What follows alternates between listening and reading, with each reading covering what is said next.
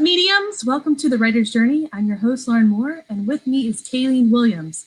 We're two authors on a journey to learn more about writing success, so thanks for joining us on the ride. Tonight, we're talking about writing a book synopsis, not just any synopsis, one that will catch the reader's eye and entice them to click that Buy Now button. Yes. And who better to show us the ropes than the man who wrote the book on the subject, Bryan Cohen, an author, podcaster, and writing coach. He's the co-host of the Somewhere Book Show and the head writer at Best Page Forward, a book description writing service. Bryan's published over 40 books, which have been downloaded over 500,000 times. And his books include the viral superhero series and, most pertinently, How to Write a Sizzling Synopsis. So Bryan, thanks for coming on the show. Thank you guys so much for having me. I know you guys record late. This is like sleeping time for me, but I was too excited. I had to jump on.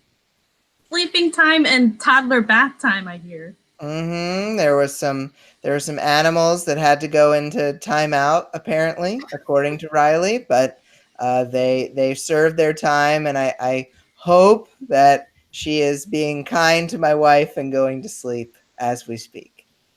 I've got my Nana upstairs in her tub too, so if you hear any crashing and falling and you wonder why I'm gone, that's why. To the Nana rescue.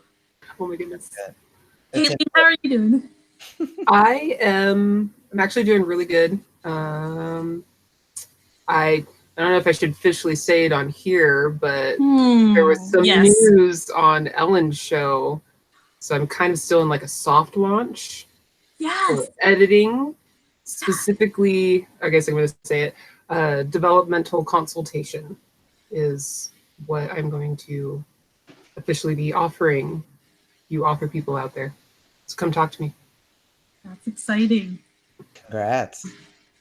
And I'm still in the revising stage of my novel. It's with Ellen right now, and it's going to be fantastic when it's done. I'm excited to get her feedback and to make those suggestions and changes.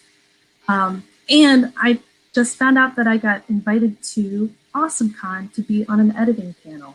It's my first public speaking thing. A little nervous about it, but I think it's going to go great, and I can't wait to meet everyone there. That's going to be so much fun. Congratulations. Thank you. And Bryan, how's it going in Bryan Land in Chicago? Bryan Land is good. I'm always trying to find opportunities to teach. I've been doing a new podcast this year called Relentless Authors Advertise.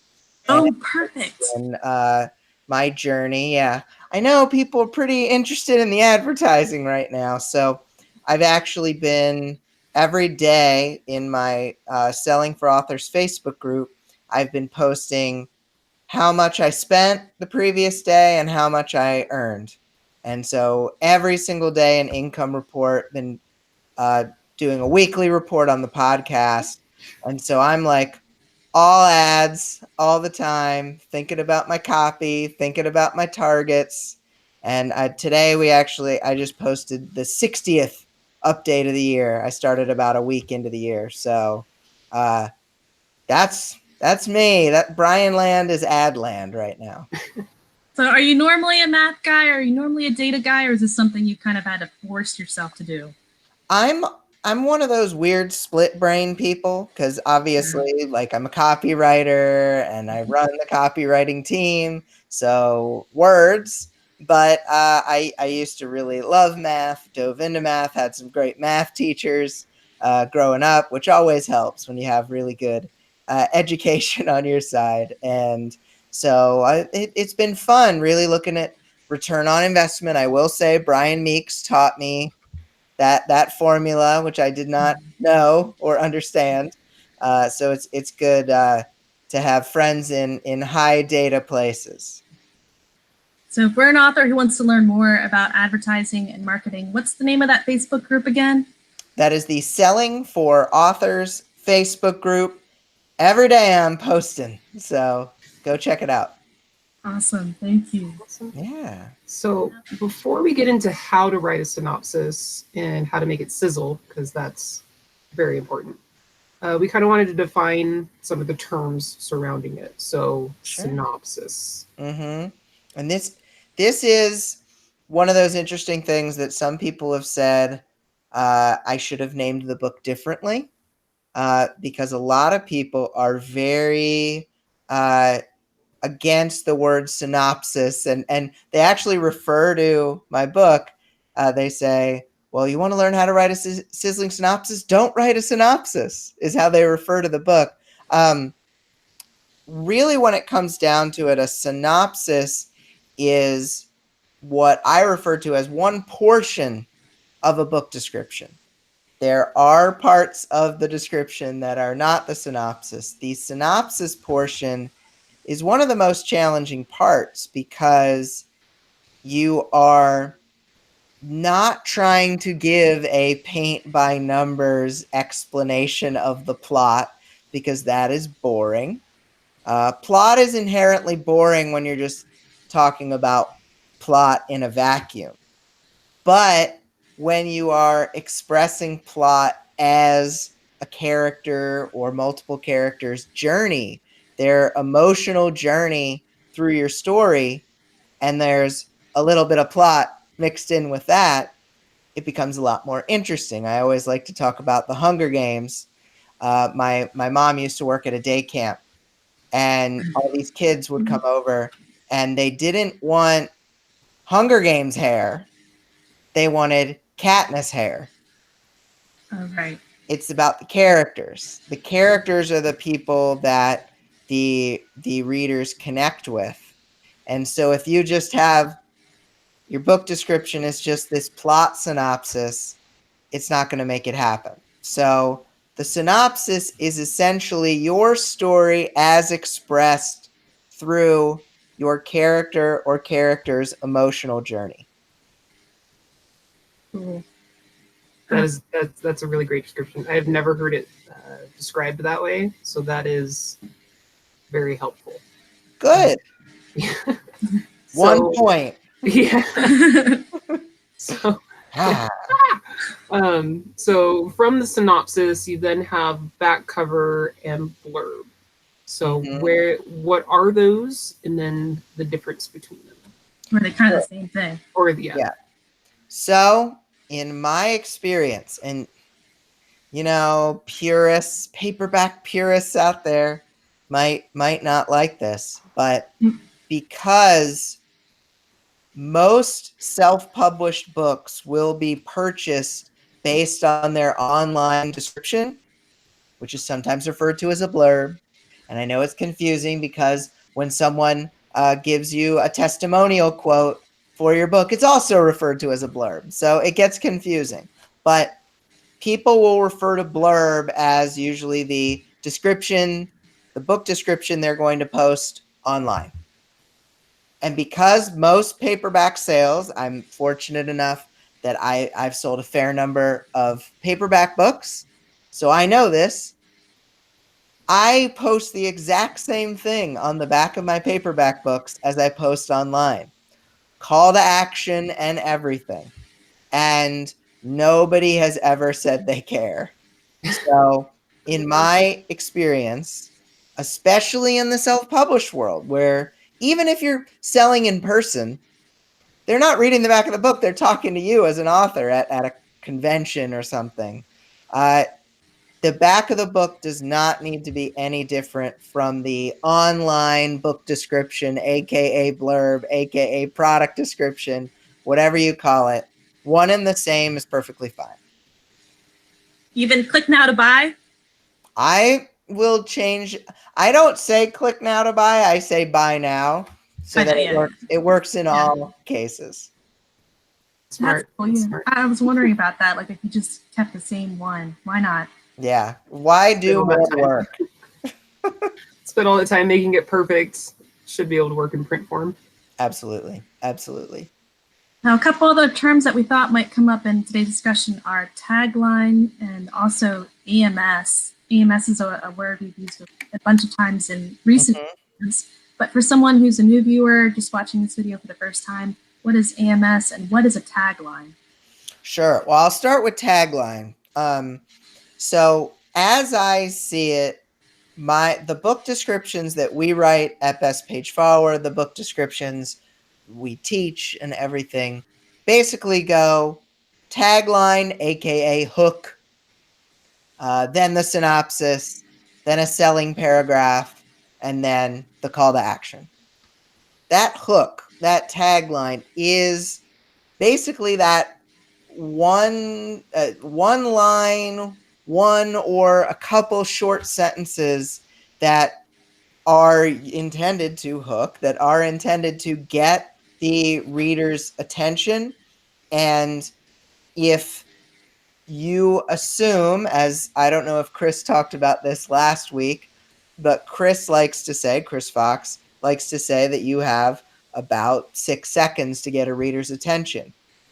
So that hook, that tagline is your opportunity. You need to express in 6 seconds. You need to get people to either stay on that page and keep reading the rest of your book description, or to click the buy button. Because if you don't grab them in those 6 seconds, they are off to one of the many other pages on the internet. So in my mind, I don't know why I'm thinking it like this, but I'm just imagining your tagline is like your squirrel moment. Mm-hmm. You know, like that's like squirrel.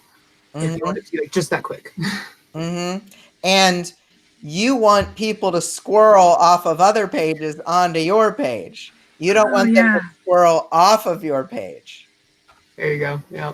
Right. So that one line tagline that's going to appear on your AMS ads. That's going to appear on your ad when someone else is looking at a different page. Click on yours, and then hopefully that tagline will lead to a synopsis that's sizzling enough that they'll stay and buy. Exactly. Now, you can have multiple headlines, taglines, whatever. You can have multiple hooks. You can try different hooks on AMS. They don't have to necessarily, AMS being what it used to be called, Amazon Marketing Services. Now it's Amazon Advertising, whatever. You can try different lines of copy, advertising copy, and see if those work better at getting people to click your ads and getting them to come to your page. It can be the same hook that you have in your ads, that you have as the first line in your description. I always say to test. You always have to test, because if you just guess that something's going to work, that's not necessarily the best data. I know that I guess wrong all the time. If we were really good guessers, we'd probably all win the lottery, but we're not. So we have to try a bunch of different stuff. What were some of the most successful taglines you've come across?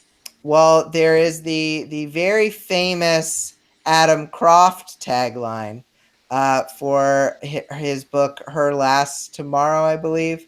Would you murder your wife to save your daughter? That's the famous one. Right. Famous in the indie circles. And it helped Adam basically build a 7-figure career, because that book ended up being so popular that he would consistently earn $2 or more for every dollar he put in. So he just kept putting in dollars. And so that's one of the most successful hooks of all time. There are so many that we've worked on. There's so many that we've seen out there. I can try to look up a couple more, but when it comes down to it, a successful hook is it's short. Obviously, that one of Adams was 10 words or less. It includes, it ensures that every word in there's not a weak link in the bunch. They're all, we like to use the term power words. They're the words that could inspire emotion in other people, that have resonance to them. If that line of Adams was, would you murder your wife to save your kid? It has a different feeling than daughter. It does, yeah. Would you murder your squeeze? to save your daughter. Like,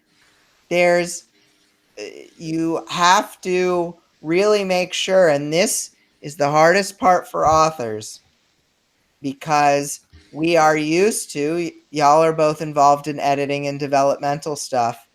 We are so used to, all right, we have to go through these 50 to 70,000 words and we have to generally make it better. But when we're down to 10 words of a hook and maybe 200, 250 words of a description, we don't necessarily understand how granular we have to get, because it's almost like poetry. Every word needs to have an impact. And when we're writing hooks and we're like, all right, these 10 words are pretty good, that might not be good enough. So you might have to write 10 to 20 versions and see which one pops, which is very Don Draper Mad Men of us, but it's not something we're used to doing. And so it's a new muscle to flex. It's a new pathway being carved through the brain. And so we get pissed off about it. But we need to spend the time on it, or we're not going to find the ad copy that works. We're not going to find the hook that works. So keep it short, choose words that have emotional resonance, and capture the reader's attention. Choose power words, specific ones that aren't vague. And I forget where I was going with that. No, it's okay. Well, I'll just close it out by saying it's also helpful to make it either in tone or in the words you use genre specific. You don't want a romance to sound like a thriller. You don't want a thriller to sound like a sci-fi book. You want to make sure people, obviously cross-genre stuff is confusing, but you want to make sure that a reader who likes your genre knows that it's your genre. Then how do you find some of those words for your genre and know which ones to include? Well, it never hurts to go look at, I won't say competitors, your co-opeters' book descriptions to see what kind of words they're using. And it never hurts. I've given this advice for 4 years, and I bet you that less than 1% of people have ever followed up on it. And that is to read customer reviews in your genre. Readers are so good at speaking like readers, and they drop these amazing lines of copy.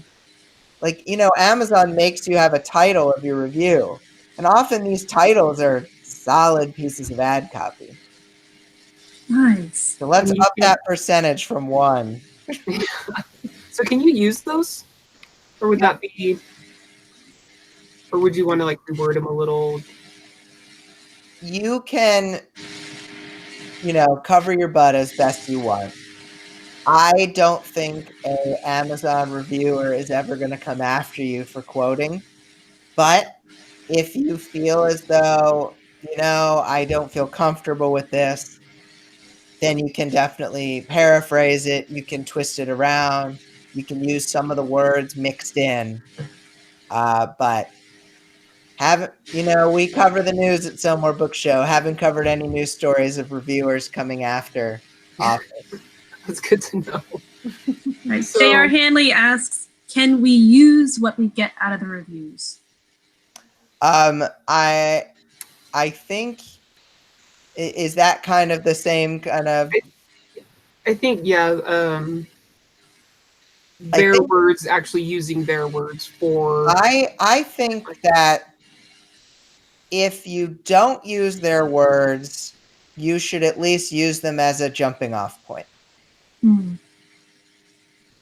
Well, and I think where you started with this is look for keywords that you see appearing a lot again and again and again. That would be a word that you can incorporate, or an idea that you can incorporate into your synopsis to make sure that it's reaching the readers that you do have and giving them what they are looking for, and they're just kind of handing it to you on a platter, even if you're not quoting them word for word. Yeah, using their idea. And I do want to name drop my friend Alex, who runs K-Lytics. they actually have these great reports on specific genres. And these reports include the top 100 book descriptions, word for word, of the genre that were best-selling that month. And so lots of inspiration in there if you ever wanted to grab up some K-Lytics reports. So check out K-Lytics. Mm-hmm. Yes. All the reporting that you could ever possibly want. Indeed. Indeed. So with all of these terms that we're using, what in a synopsis, what are some of the key elements for a synopsis? I think we've kind of touched on it a little bit, but for like specifics, what would you say? Well, because it's the character's emotional journey, we start with the character, not with plot. Where is the character at the beginning? What is kind of the inciting incident with this character?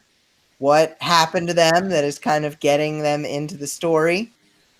And then kind of at the end of every paragraph, and certainly at the end of the synopsis, we need some cliffhangers. We need some reasons, one, to jump from paragraph 1 to paragraph 2. And at the end of a synopsis, we need a cliffhanger to leave the reader wanting more. So you're saying this is like the one place where you could just like have the juiciest cliffhanger ever. Yes, exactly. Exactly. All those cliffhangers you wanted to put at the end of book 1s, but were scared about your read through. Now is your opportunity to put them in your description. All right, listen up, authors. All of that energy for cliffhanger madness, put it in your synopsis. Mm-hmm. Exactly. And the last thing I'll say about the synopsis, because really, if you have 2 paragraphs and maybe 1 more line, 3 of those lines are cliffhangers, so we'll use that. And then you've got the character's emotional journey you're following through, is to have kind of transitions from one sentence to the other, have phrases that start with kind of indicators of time, but when the monsters came into her bedroom, or after she dives deep to look for clues, like these kind of phrases that bring energy into the sentence. They kind of keep the momentum going from the previous sentence, from one to the other. If you have a character intro sentence, transitions from at the beginning of every sentence, and some meaty cliffhangers, you're already in pretty good shape. And then what about length? I know that with traditional publishing, the back cover description or the inside flaps can be kind of long, but you don't see long book descriptions too much on Amazon anymore. We like to see shorter ones with a lot of white space. Do you agree with that? Well, we don't necessarily do quite as much white space as some. But as far as our word length, I think it tends to be the same across the industry. It ends up being somewhere around 200, 250 words. That includes a hook. That includes maybe a couple sentences about the book, the selling paragraph, and the call to action. Nonfiction tends to be a little bit longer, but for fiction, it ends up being around that 200, 250 word length. That's pretty short. Yeah. That's those why words go quick. Yeah. It's the longest 200, 250 words you'll ever write. And the most difficult. Yeah. So I've been told. Yeah. Yeah, So I read your book, which shout out to Craig Martell at 20 Books to 50K Group. He did a giveaway. And in your book, you have exercises for us to go through to start writing our synopsis, and then to add a new idea to it, and then to revise a new idea as you read each chapter of the book. So I kind of highly recommend that for anyone out there who's thinking of writing their own synopsis, is to actually pick up the book, buy it, read it, and then do the exercises, because they were very helpful. I'm so glad. I'm so glad you found them helpful. Thank you. And thank you to Craig as well for spreading the word.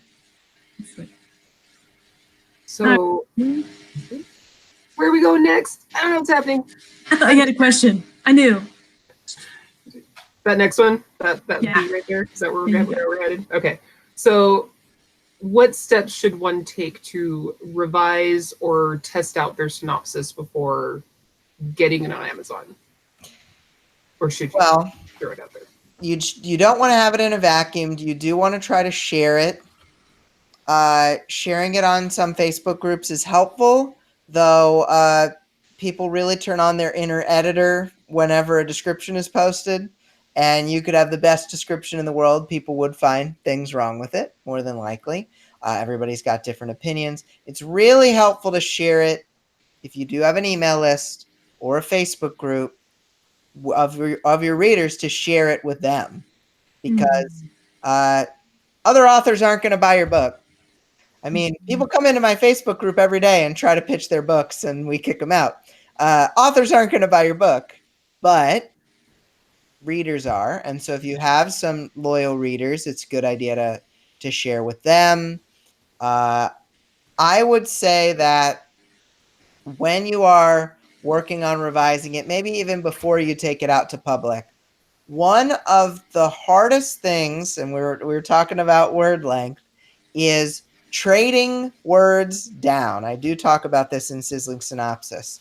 Finding ways to go from 8 words to 6, or from I was just on a call earlier today with my team. We took kind of a longer sentence from 32 words down to 26.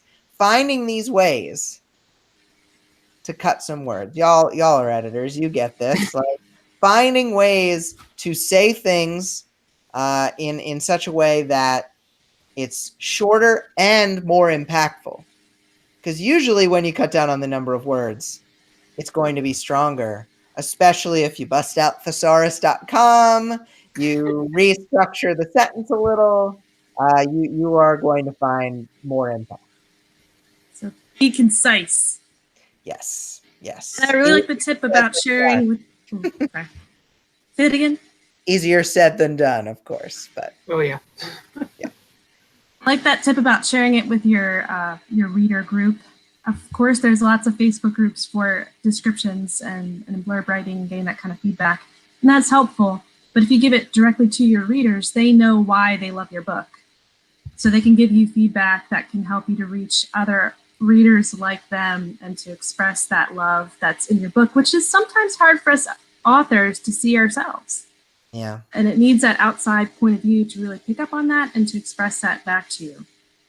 Absolutely. And added bonus, you share an early description for a book that's coming out, and the readers feel more ownership over it. They feel like they're a part of the process, makes them more likely to buy the book when it comes out.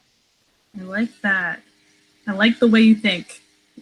Which is also a way to advertise without advertising. Uh-huh.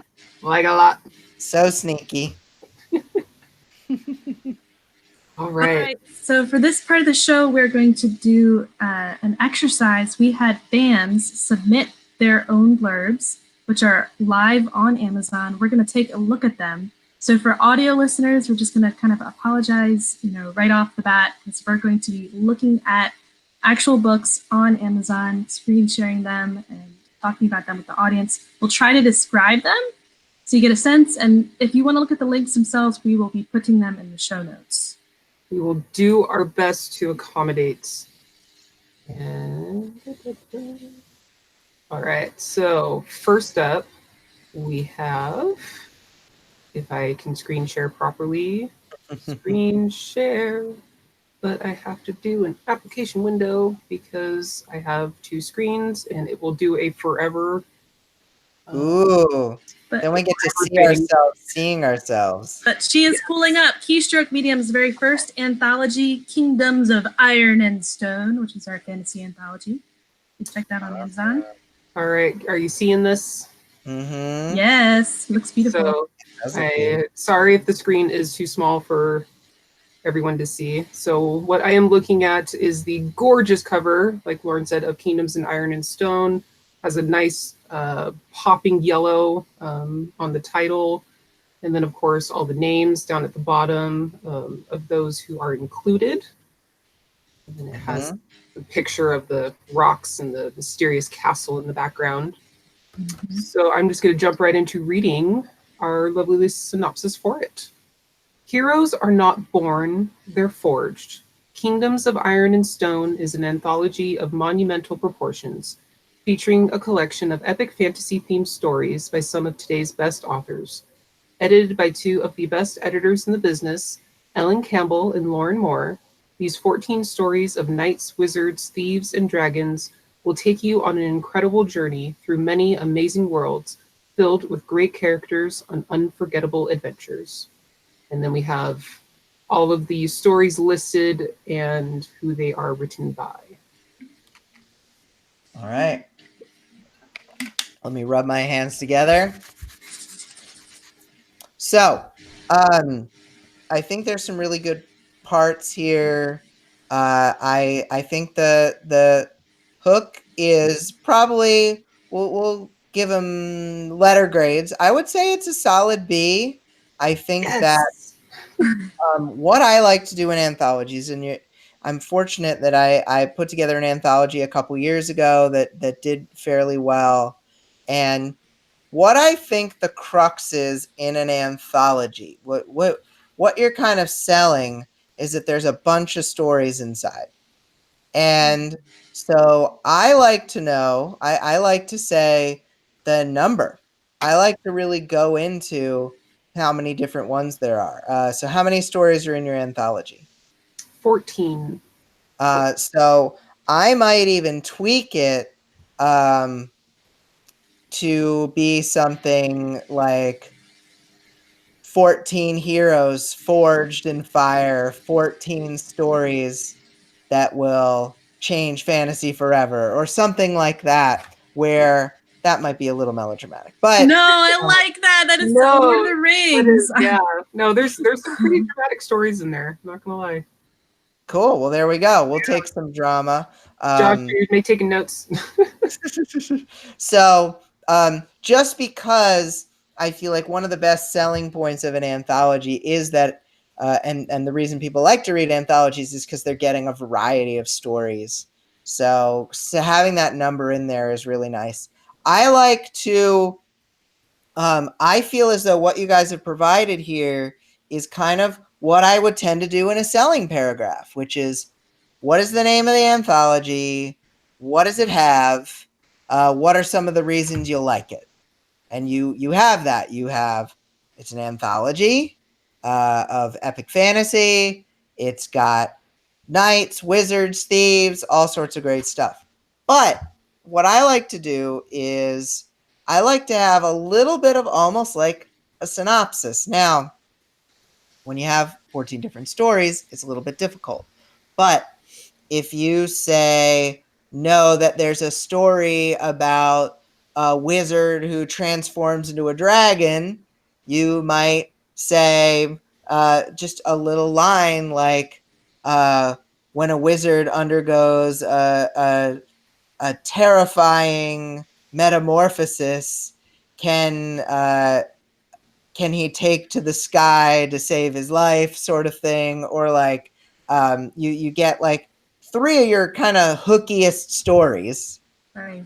Just pound the hooks. And you just hit hooks. Just like we were doing a fairy tale anthology, and it was like, what if Beauty was the Beast? What if something, I'll see if I can find it somewhere, but it was kind of like we hit 3 hooks, and then we went into kind of the selling paragraph type thing that you guys have. You do have you have a forward by a New York Times bestselling author, so that might not be kind of the same quite as having a New York Times bestselling author writing in it. But you want to, whatever you do have available to you, whatever selling points you have, you hit those. I wouldn't necessarily do the whole list of stories. I feel like people might gloss over.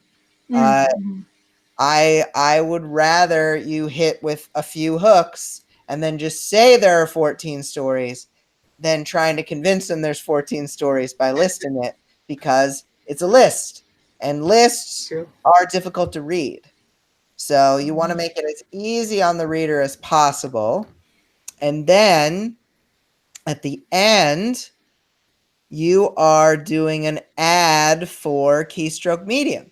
I would instead, because you're saying produced by Keystroke Medium, the #1 community of authors of all levels and walks of life. Mm-hmm. I will not advertise anything but my book on my book description page, because that is what they're there for. I don't want to mix the message. So I will only say, go buy this book. Buy Kingdoms of Iron and Stone to build a stronger we already used Forge to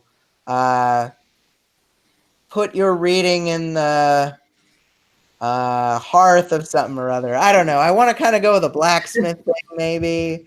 So finish with a strong, catchy hook. Mm-hmm. So all the books, a fantasy metaphor that kind of goes exactly. Awesome. To don your reading armor today. I don't know, something silly. But I would still just make it about the anthology, because if people like the anthology, then they'll find out about you anyway. So. Yeah, with the point about the taglines or the hook on the hook on the hook, one of my clients was submitting for an anthology, and he was asked to submit his own tagline. So all of the authors in that anthology not just submitted their short story, but they also submitted a tagline that went with it. Mm-hmm. That would give whoever was assembling that anthology a whole lot of marketing material to pull from and work with. I like that idea a lot. Yeah, I think that's a good idea. All right, well, next up we have Rise of the Syndicate by Drew Avery. There. Oh, yeah. Drew Avery. Yeah, I always want to say Avera. It's not. I know it's not. Avery. Sorry, Drew. I caught myself. I said it right. All right, well, I'm pulling it up so that I can take a look at it. So Rise of a Syndicate, when I look at it, I'm seeing thriller. I'm seeing excitement. The cover has a man in a suit, and he's standing in front of a large glass building, but it looks kind of like a futuristic building. Colors are really popping. The font looks sharp and futuristic to me.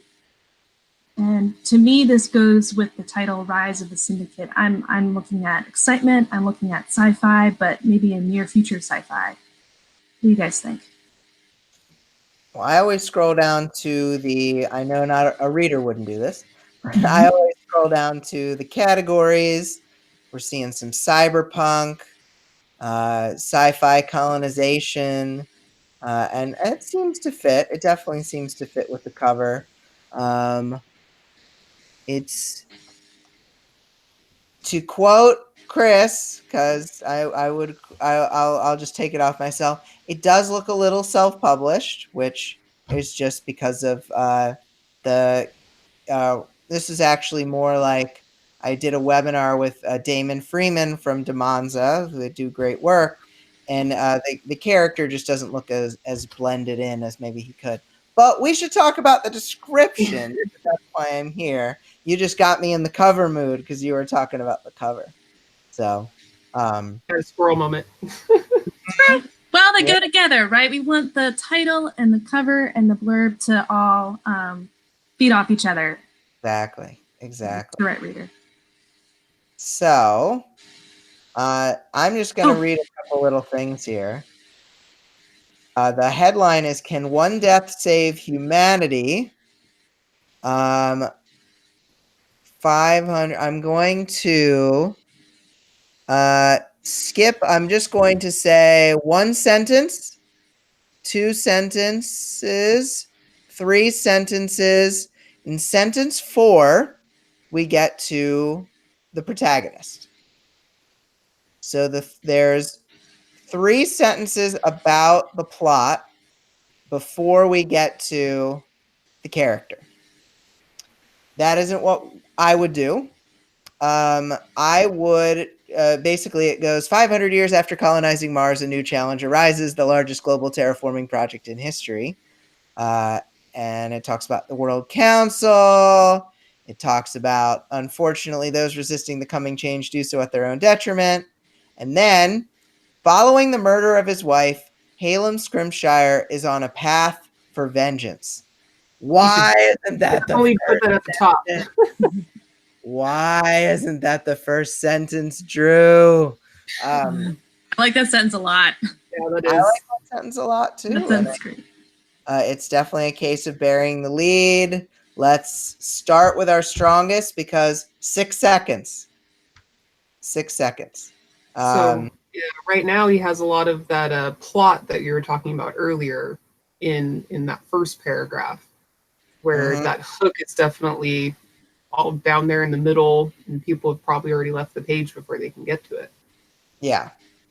And you can bake that stuff in. So we've got following the murder of his wife, Halem Scrimshire is on a path for vengeance. Framed for her death, Halem, and then he talks about who he thinks is the bad guy. It can be something more about that colonizing project, or it can be something about the plot that you talk about up there. And he's caught in between two warring factions fighting over the future of Mars. Instead of talking about all the plot, bake it in to the character's emotional journey. Well, I think in your book, you said start with the characters and then introduce the conflict and then raise the stakes. Mm-hmm. Then even raise them again if needed before you get to that cliffhanger ending and then the call to action. Mm-hmm. So you could bring in the global terraforming project perhaps in the raising the stakes. Mm-hmm. Like that not only his life is in danger, but the future of civilization kind of thing. And then we're kind of getting into, but the clock is ticking for him to prove his theory before justice falls on him.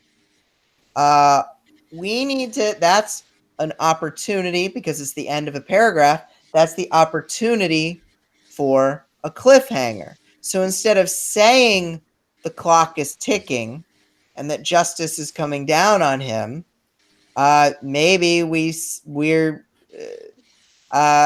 instead of telling it, we kind of show it more with government agents around every corner.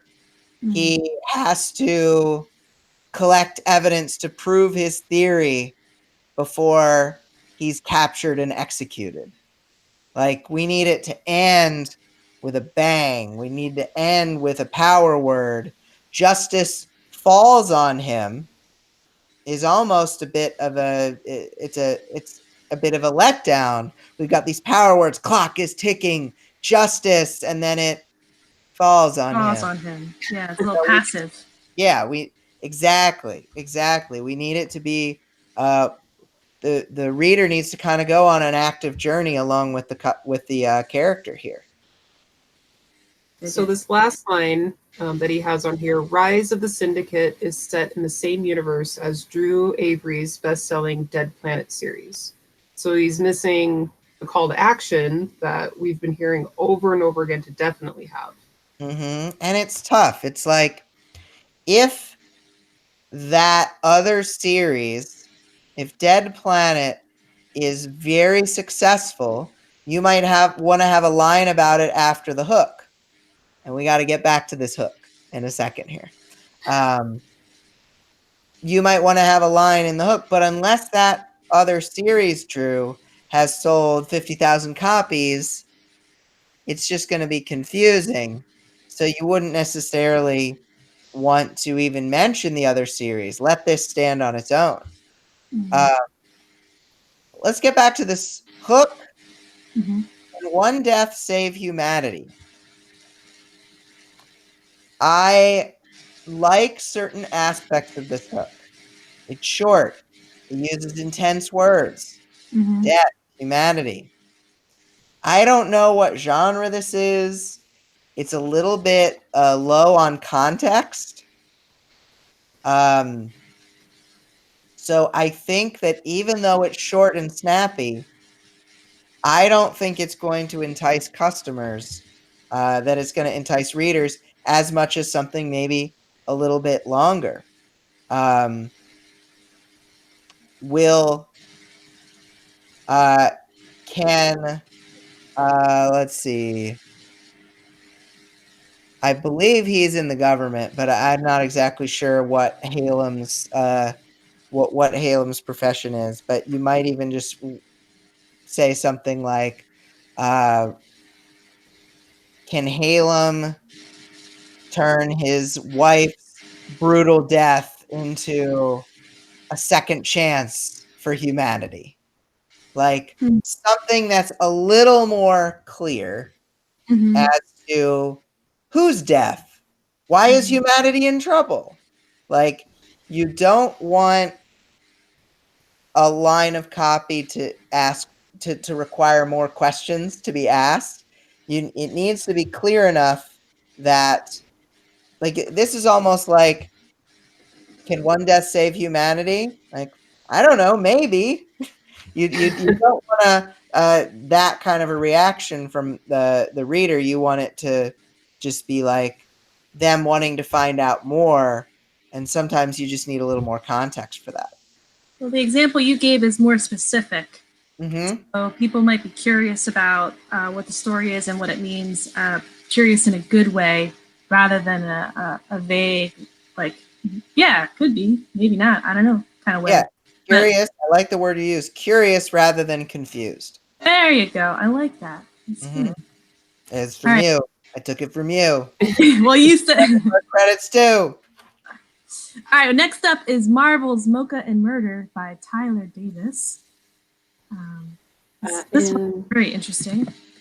Getting my screen share on. I believe it is edited by Ellen Campbell too.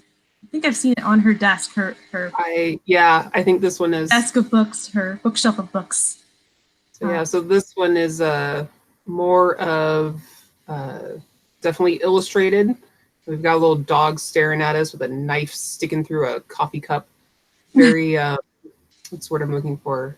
Stylized as far as the drawings themselves. You know, a little bit skewed. Everything's kind of tilted, popping colors. You know, between yellow and purple. So it's really nice. And let's see. Let's go straight to the blurby blurb. A coffee-loving sleuth.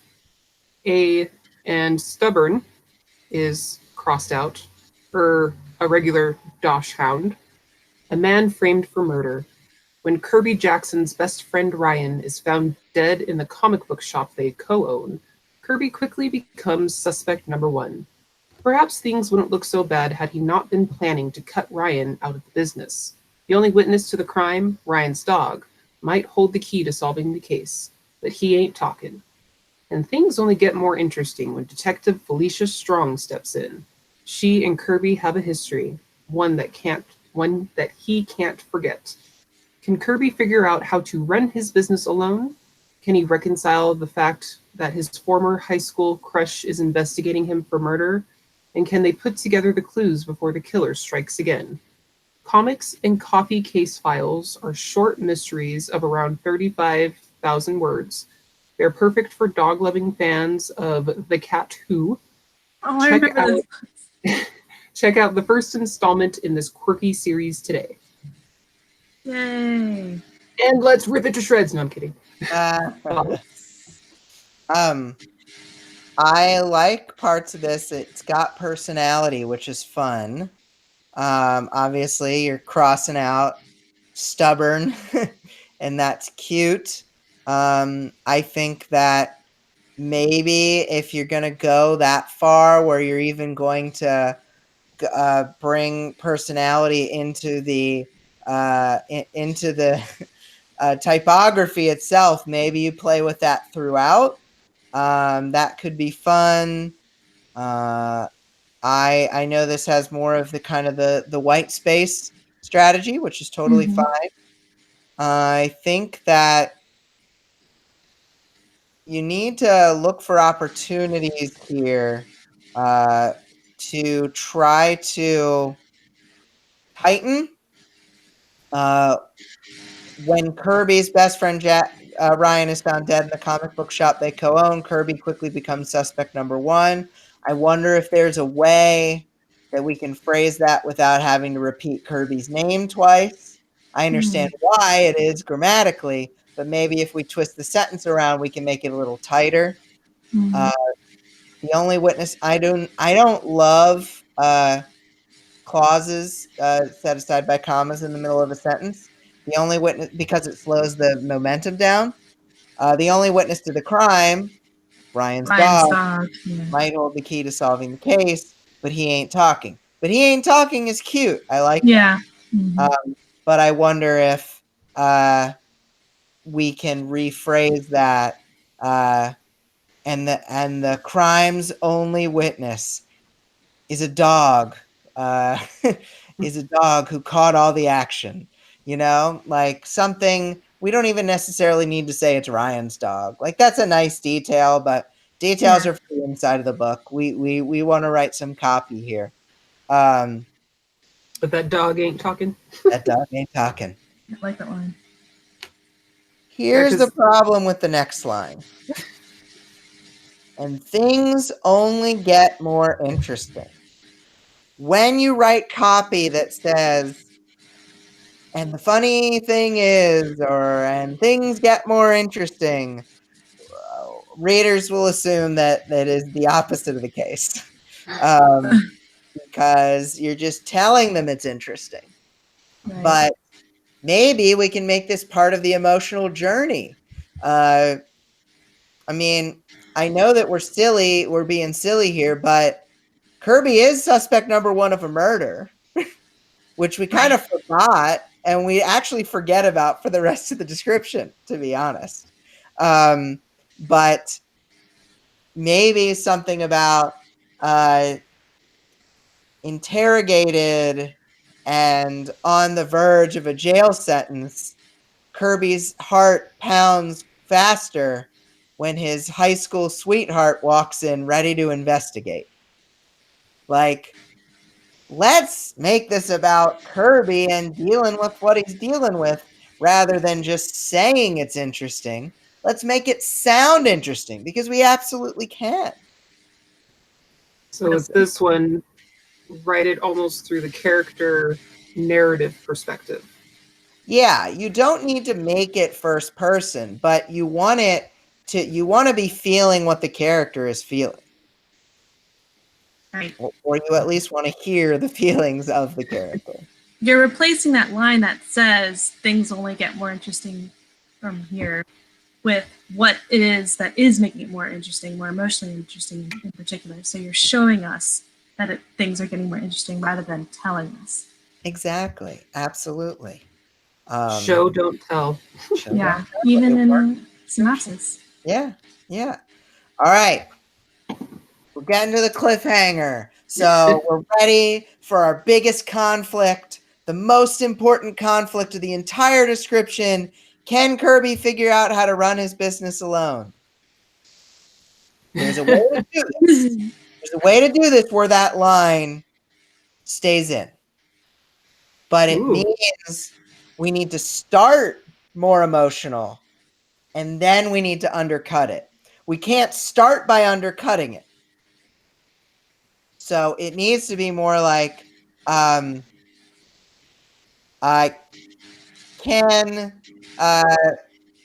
it has to be more like, can Kirby and Felicia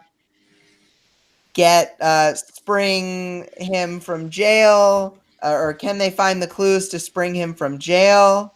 Can he get over his deep-seated feelings for his partner? And can he figure out how to run his business alone? That's how it works. That's so important. It's like, really? Oh, man, this is going to be goofy. Yeah, exactly. So we can throw the goofy thing in.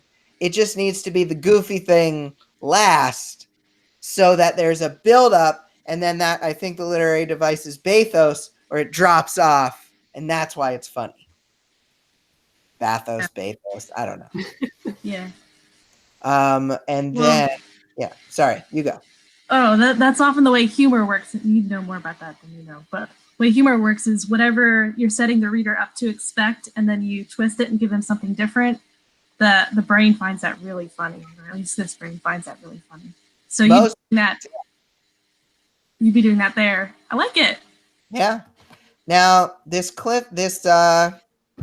selling paragraph, I am not against naming the series, but I think it's best to name the book again. So Marvels, Mochas, and Murders is short mystery in the Comics and Coffee Case Files series. Rather that.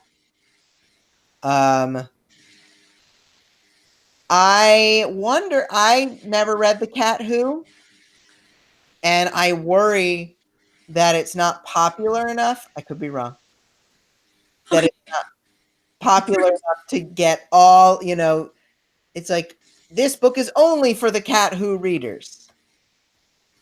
I also worry, when people are putting, hey, if you love X book, you'll love this one. I always worry, like me as a purchaser, because we're all readers too. Like I see that, I'm like, oh, well, let me go check out this one then if I'm gonna like that. And now I'm being taken away from your page. Yeah, we personally, we like to use kind of adjectival phrases like edge of your seat action or laugh out loud humor rather than naming specific books, because it's kind of more general and it's like, oh, I like laugh out loud humor. Click. So. Well, I was just looking at this blurb, to give feedback on it, and I wasn't planning on buying the book at all. But when we got to that line about the Cat Who series, I love the Cat Who series. Back in, I guess, middle school, I read loads of them, and I forgot about them. And reading that one line, now I want to read this book because now I am a dog-loving fan of the Cat Who series. So that one line sold me on the book, and I wasn't even reading it to be sold on the book. So good. So it still can work. It can. Don't discount what I'm saying. I just worry. That's one of my worries. Bought the book. Maybe it depends on the audience you're looking for, right? You're trying to hit that audience that has read those books and loves it, and they'll also love this book. So James McCormick. I was on this, but I just want to say this does have a good call to action. Oh yeah, sorry, I took that away too quickly. Oh, it's check out the first installment in this quirky series today. Good job. And James McCormick had a quick question. What is your thought on including the word count like that in the blurb copy? Ooh, good question. What I've seen is if it's not a full-length novel, to use the term story. Because, I don't think you use novella in here. I feel like novella can sometimes have a negative connotation. And word count, I don't know. I don't feel as though there's a guaranteed, the best way to do it at all times. Though I will say, they do have the page length below. So people know that it's shorter. It's a tough one. I think that you don't want to upset people. But you also don't want to push them away. So it's a difficult job there. I would say I would probably err on the side of not including the word count, but that's just me and my experience. It's a good question, though. All right. So do we want to do one more? One for the road. All right. Let's try one more. On the this one is by Brian Mansour. It is Captive Embers. War ravages exiled humankind, but who is the real enemy? Myconian fleet operative Rafe Hastings has spent several tours around Balia trying to keep weapons traffickers from tearing the local space inhabitants apart. He's eager to go home when an informant passes him dire news that an infamous cartel boss named Lilith. About Lilith. Not only has she acquired nuclear weapons, but she has somehow gained permission from the mysterious robotic overlords of inhabited space, the Wardens, to use them. The battleship Tsunami is dispatched to investigate Rafe's discovery, and veteran operations officer Sean Merrick soon finds himself caught in a conspiracy involving feuding Wardens. With allies dying all around him, his only hope for survival turns out to be a junior combat nurse named Sarah Riley, who has scarcely fired a gun before. As Rafe, Sean, and Sarah battle Lilith, they'll be forced to rely on the unexpected to save the people they love. But with Wardens constantly changing the rules, could it be that no matter who wins the war, everyone loses? Ooh, I like that ending. That's a fun end. I wonder why this is only in paperback. That was just my first thought. Oh, it is. I didn't notice that. Yeah. Killer cover. It's really sharp for sci-fi. Very spacey, bright orange and reds. Very stylized typeface for the title. Looks like a Tom Edwards spaceship and planet and explosions happening. Might not be Tom Edwards, but it kind of looks like that. Yeah, it evokes Tom Edwards. All right. We're gonna play a game. I would like you guys to guess which sentence best embodies the biggest problem I might have with this description. So the sentence that's the biggest problem? The sentence that best embodies what is most wrong with this description. And there are good parts, as we said, the ending is strong. Is it the second sentence? It is not. He's eager to go home when an informant passes him dire news about an infamous cartel boss named Lilith. That's not too bad. At least that has an emotional stake for him, that he's eager. The battleships. Not only has she acquired nuclear weapons, but she has somehow gained permission from the mysterious robotic overlords of inhabited space wardens to use them. It's kind of a passive sentence with a whole lot of clauses on it. It does have a lot of information. It has a set off clause, but that information. That's not it. The sentence is, and thank you for playing along at home. The sentence in my mind is, as Rafe, Sean, and Sarah battle Lilith, I don't even need to go further in that sentence because that's the problem. There's a lot of people in this description. And there's a lot of people named in this description. And I don't know anything about these 4 people in this description. So we have a lot of names. We have a lot of specifics. We have the wardens. We have the battleship's name. We have all these proper nouns. But I don't know anything about these people. Rafe is eager to go home. Sarah's a nurse who hasn't fired a gun. Sarah's a nurse. I don't know what Sean is doing, what Sean's deal is. And Lilith is infamous. What was that? I've counted 7 names already, and I'm not even to the end. It's a lot. Yeah. It's a lot. So, what we need to do is start with Rafe's emotional journey. Maybe we are only talking about Rafe. Maybe we have a paragraph about Rafe and a paragraph about Sean, but we don't name anybody else. So, Rafe Hastings is tired of keeping his planet safe. Because it says he's eager to go home. And it says he basically is keeping his planet safe. So, Rafe Hastings is tired of keeping his planet safe.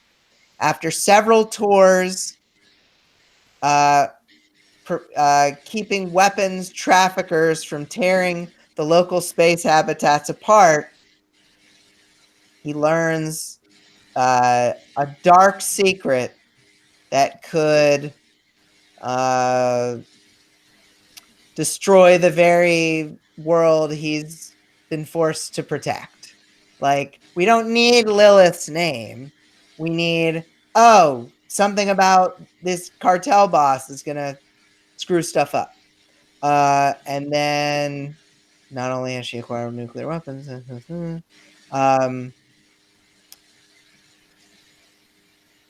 Rafe is horrified.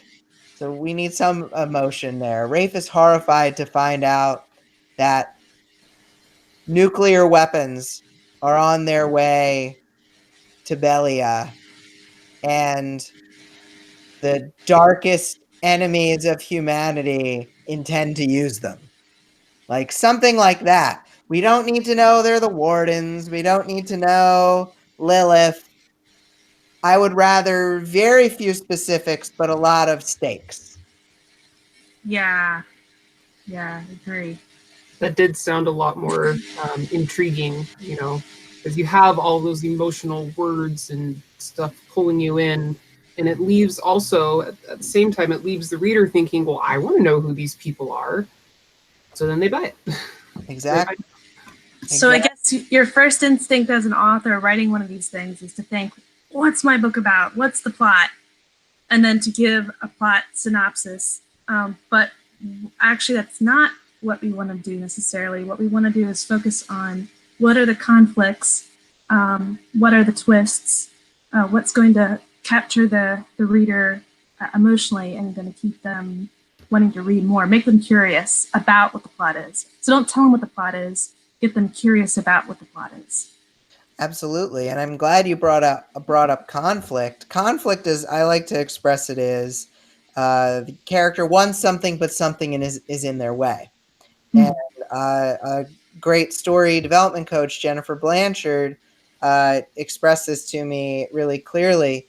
If you have a protagonist who wants something and it's directly opposed to what the antagonist wants, then you've got a great conflict. And we have that here.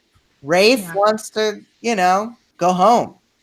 But because nukes are coming to this planet he's guarding, he can't go home. He has to protect it. And so there's deep emotional stakes here. We just need to express them in an emotional way. So what is your rating on that tagline? War ravages exiled humankind, but who is the real enemy? It might have. I'd give it a C plus. I think that for this genre, it could be better than a C plus. It could perform better than a C plus, but I think there's an opportunity. Maybe make it about Rafe, like war exiled him from his home, but to preserve humanity, he may have to discover our true enemy or something like that. I don't think it's quite there. It's a little long, but just trying to figure out if we can get it. It's like I'm trying to think of the right term here at 9 o'clock my time when my brain is asleep. But when you're shouting a term like humanity really loudly, but we don't see the stakes of one person in there. Right. Like, we almost want to start small, one person, and then say that person is protecting humanity versus humanity in this book is in trouble. You haven't really been introduced to him yet, but trust me, it's really bad. Versus this person is suffering and they have the opportunity to save humanity. Yeah, it's like those charity ads. The ones that are more successful have a single child there as a picture, as opposed to 100 children or 100,000 children. We just don't emotionally connect to vague in general and a whole lot of kids as much as we do to one single kid. So I can see how, with this tagline, making it more about Rafe, focused on the one guy, might be more effective than this big grand scheme of an adventure kind of tagline. Absolutely. I completely agree. So we are a little bit over, but we did that on purpose because we wanted to try and get through as many as we possibly could. We're sorry if we didn't get to yours, but we tried. So thank you for coming on the show, Bryan. Yes, thank you. Yes, so much fun. Do you want to let our viewers, listeners, know where they can find you? Sure, and thank you guys so much for having me. This is so fun. I complain about the time, but really, it's fun to get to talk, meet you guys, and get to talk to everybody. So, uh, if you're a podcast person, I got two of them. You can go to Relentless Authors Advertise. That's my newer show about ad copy and selling your books through Amazon and Facebook and BookBub ads. And there's also the Sell More Books show, which has been around a little bit longer. But if you liked this stuff and you said, oh, this sounds cool, but sounds way too hard for me to do, I do run a company that writes book descriptions and writes advertising copy. That is Best Page Forward. You can find us at bestpageforward.net/blurbs. And we do the description, the ad copy, the fancy HTML code, unlimited revisions, all that stuff for one package deal. So go check us out. We're pretty cool. You can't get much better than that, man. All right. Well, thank you everyone for hanging out with us. As always, let us know what you thought about the show in the comments, and be sure to give us a thumbs up and hit that subscribe button. We want to hear from you all the time. For Lauren Moore, I'm Kayleen Williams. Thank you for joining us on your writer's journey. Be sure to check back next Thursday where we're going to talk about some reading, we're going to talk about some writing, and everything in between right here on Keystroke Medium. Good night. Night.